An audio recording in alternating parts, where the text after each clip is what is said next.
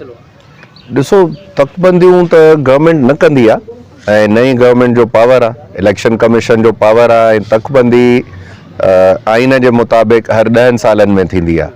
त तकबंदी त अञा हाणे थी आहे, त मां नथो सम्झां ईंदड़ इलेक्शन या उन अॻिली इलेक्शन ताणी तकबंदी थी सघे। जोग्राफिकल का चेंज का लोकल माण्हुनि जी रिक्वायरमेंट हुजे, उहा बि अवामी राय सां थींदी आहे। उतां जो अवाम उनखे अपील कंदो आहे या एप्लीकेशन्स ॾींदो आहे ऐं वरी जाॾे वेंदा आहिनि उहे इलाइक़ा, उहो अवाम उनखे एक्सेप्ट कंदो आहे। वॾो हिकिड़ो प्रोसीजर आहे, पर आहे इहो प्रोविंशियल गवर्नमेंट जो पावर।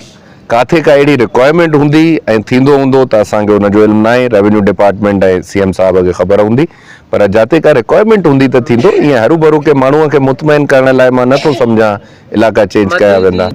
न इहो रवायत ट्रेंड पहिरियों रही आहे त कागज़नि में स्कीमा हुजनि, न असां वटि स्कीमनि जी रिपीटेशन थींदी आहे।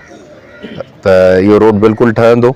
असां ॾिसो, तव्हां थोरो पाण कैलकुलेट करे वठंदा कयो न, आया कॾहिं ऐं गवर्नमेंट में कॾहिं इहा डेवलपमेंट स्कीम मिली, उन हिसाब सां मां सम्झां थो महीने जे अंदरि इन कमु शुरू थी वेंदो। टेंडरिंग प्रोसेस बि थी वई आहे, अची बि वियो आहे।